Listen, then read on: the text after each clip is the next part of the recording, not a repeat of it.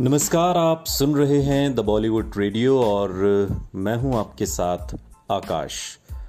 किस्सा राजेश खन्ना का और बात हो रही है 70 के दशक की। तब तक राजेश खन्ना सुपरस्टार बन चुके थे और सुपरस्टारडम उनके सिर पर हावी था।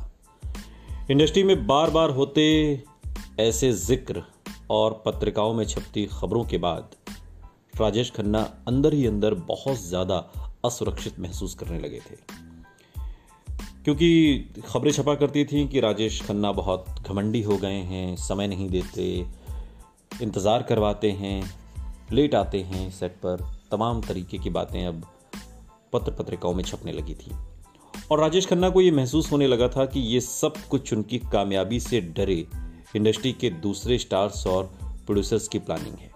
वो उन्हें नीचे गिराना चाहते हैं। कई साल तक राजेश खन्ना का पीआर संभालने वाले अजीत घोष बताते हैं कि अगर उन्हें कहीं से पता चलता कि कोई शख्स उनके बारे में बुरा बोल रहा है तो वो उस शख्स के खिलाफ हो जाते थे, बिना इस बात की जांच किए कि उस शख्स ने उनकी बुराई की भी थी कि या नहीं। इसी स्वभाव की वजह से वो अकेले पड़ते गए। दोस्तों से ज़्यादा उन्होंने दुश्मन बनाए। अपने अंदर होती उथल पुथल को बयां करते हुए सालों बाद राजेश खन्ना ने खुद अपने एक इंटरव्यू में कहा था, अचानक मेरे कई दुश्मन बन गए थे। कामयाबी के साथ मुझे कई मुसीबतें भी झेलनी पड़ रही थी। राजेश खन्ना ने आत्मचिंतन की कोशिश भी की, लेकिन उन्होंने इतनी ज़्यादा फिल्में साइन कर ली थी कि संतुलन बनाने का समय ही नहीं बचा था।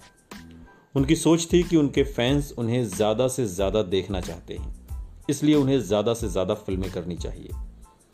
उनके करीब ही रहे कई सीनियर फिल्मकारों ने उन्हें सलाह दी कि वो इस तरह से वो कुछ ही समय में ओवर एक्सपोजर का शिकार हो जाएंगे।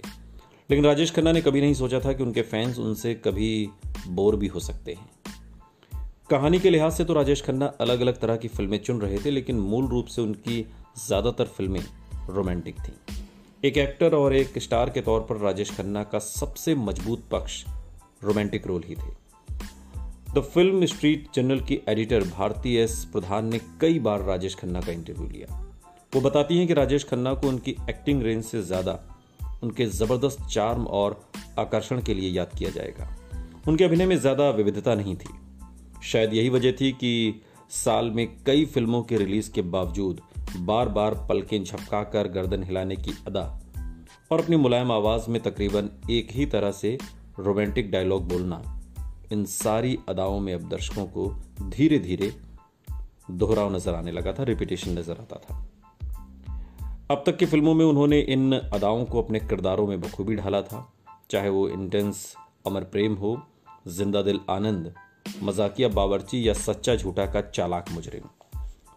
लेकिन वक्त के साथ अब धीरे धीरे उनकी यही ट्रेडमार्क अदाएं दोहराव का शिकार होने लगी थीं और साथ ही गंभीर अभिनेता के तौर पर उनकी प्रतिभा को हल्का करने लगी थीं।